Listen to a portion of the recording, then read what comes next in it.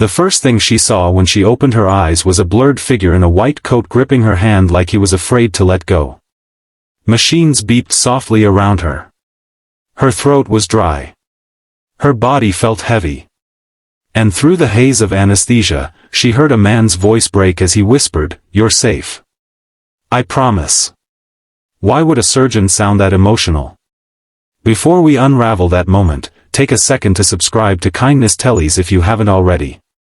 We share stories that remind us how powerful simple acts of compassion can be. Like this video, and tell us in the comments if you've ever experienced unexpected kindness during a hard time. Emma had always been the kind of person who tried not to take up too much space. She was 23, soft-spoken, with a habit of tucking her hair behind her ear whenever she felt nervous, which was often. She lived in a quiet suburb outside Columbus, Ohio, in a small blue house with her mother. After her father passed away from a heart attack when she was 16, Emma became even quieter, as if grief had pressed a permanent hush over her life.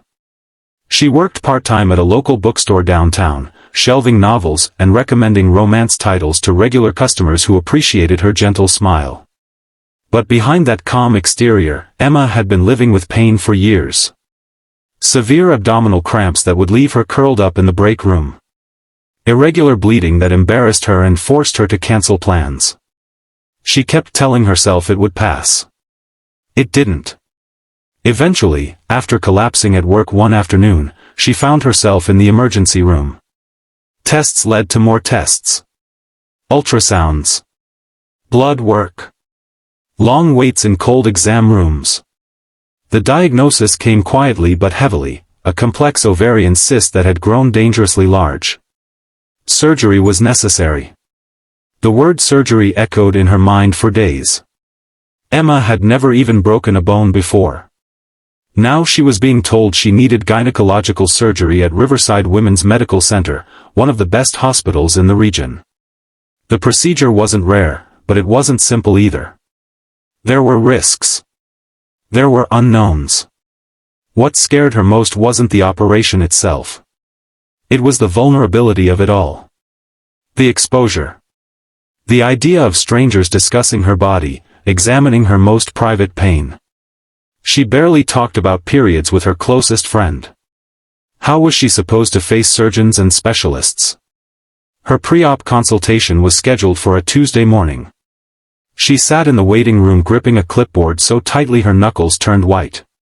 When the nurse called her name, her stomach flipped. Then she met him. He didn't look like what she expected. She had imagined someone older, gray-haired, distant. Instead, the doctor who walked in was in his early 30s, tall, composed, with warm brown eyes and a calm presence that seemed to slow the air in the room. His white coat was crisp, but there was nothing stiff about him. He introduced himself gently and sat down instead of standing over her. That small choice mattered. He explained her condition in plain language. No rushed medical jargon. No dismissive tone. When Emma struggled to ask a question, staring at her hands, he waited. Truly waited. And when she finally whispered, "Will this affect my ability to have children someday?" his voice softened even more. He told her that the goal was to remove the cyst while preserving as much healthy tissue as possible. He reassured her that they would do everything they could to protect her fertility. He didn't offer empty guarantees. He offered honesty. Over the next week, Emma learned something unexpected about him. Nurses spoke about him with admiration. Patients left thank-you cards. One afternoon, while she was getting blood drawn, she overheard two staff members whispering that he wasn't just a skilled surgeon, he was also the youngest board member of a rapidly growing medical tech company based in Chicago. The company had developed innovative surgical imaging equipment, and he had invested early. The rumors were that he was worth millions. Emma blinked when she heard that. A millionaire surgeon choosing to work long hospital shifts. It didn't fit the picture in her head. But what struck her most wasn't his wealth. It was how he treated her like she mattered. The night before her surgery, anxiety swallowed her whole. She barely slept. At 5 a.m., her mom drove her to the hospital in silence, both of them pretending not to be terrified. The early morning air was cold and sharp. In the pre-op room, dressed in a thin hospital gown, Emma felt smaller than ever. Nurses moved efficiently around her, attaching monitors, asking routine questions. Her hands trembled under the blanket. When he walked in, everything shifted just slightly. He didn't start with medical instructions. He asked her how she slept. She admitted she hadn't. He smiled gently and said that was completely normal. He explained the steps of the procedure again, slowly, making sure she felt informed. Then he surprised her. He said, "I know this feels overwhelming. But your body is not something to be ashamed of. It's something we're here to protect." Tears welled up in her eyes before she could stop them. He didn't look uncomfortable. He didn't glance at the clock. He handed her a tissue and said, "You're braver than you think." As they wheeled her toward the operating room, fear tried to claw its way back in. The bright lights above her blurred. The anesthesiologist told her to count backward from 10. She made it to 7. When Emma opened her eyes hours later, the first thing she felt was a firm hand wrapped around hers. That same voice, steadier now but thick with emotion, said, "You're safe. I promise." The surgery had been more complicated than expected. The cyst had caused internal bleeding that wasn't visible on earlier scans. There had been a moment, brief but critical, when her blood pressure dropped dangerously low. He hadn't left her side. He later told her mother that they caught it in time. That the team moved quickly. That Emma was strong. But what he didn't say in that hallway was how personal it felt. Months earlier, his younger sister had nearly died from a similar condition. A delayed diagnosis. A rushed surgery at a smaller facility. She survived, but the experience changed him.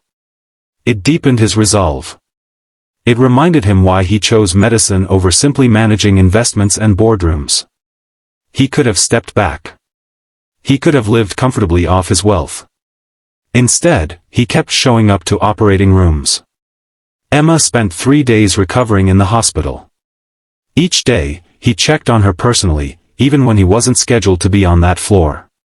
They talked about small things at first, books, since he noticed a novel on her bedside table. She was surprised to learn he loved historical fiction. One afternoon, she gathered the courage to ask about the rumors. Was it true he was involved in a tech company? He laughed softly and admitted he was. He explained that he invested in surgical imaging because he wanted doctors to see more clearly, to avoid missing things that could cost lives. He said money was useful, but purpose mattered more. Emma thought about that long after he left the room. When she was discharged, walking slowly but steadily beside her mom, she felt different. Not just physically lighter, but emotionally steadier. The fear that had haunted her for years was gone. In its place was gratitude. A week later, a bouquet of simple white daisies arrived at her house. No grand gesture. Just a small card that read, "Healing takes time. Be patient with yourself." She smiled so wide her cheeks hurt. Recovery wasn't instant. There were follow-up appointments. There were days when the incision ached and her energy dipped. But she noticed something new in herself. She spoke up more. At work, she recommended books with confidence. She even started a small online blog where she wrote about women's health and the importance of early diagnosis, hoping to help other shy girls who were too embarrassed to seek help. At her final post-op appointment, he told her that everything looked excellent. Her body was healing beautifully. Her future was still wide open. She thanked him, her voice steadier than it had ever been. Not just for the surgery, but for the dignity he gave her when she felt most vulnerable. He shrugged slightly and said that kindness in medicine wasn't extra. It was essential. Years later, Emma would still remember the sound of that promise in the recovery room. "You're safe. I promise." It wasn't about romance or fairy tales. It was about a human being choosing to care deeply, even when he didn't have to. Even when he could have taken an easier path. Sometimes we assume wealth changes people. Sometimes it does. But sometimes, it simply gives them more resources to serve others. Emma's story reminds us that compassion doesn't cost anything, yet it can change everything. A surgeon who chose patience over speed. A hand held during fear. Honest answers instead of rushed reassurances. Those small choices created a ripple that extended far beyond one operating room. If this story touched you, share it with someone who might need encouragement today. And tell us in the comments about a moment when someone's kindness made a frightening situation feel safe. Because in the end, the greatest healing doesn't always come from medicine alone. It comes from the way we treat each other when it matters most.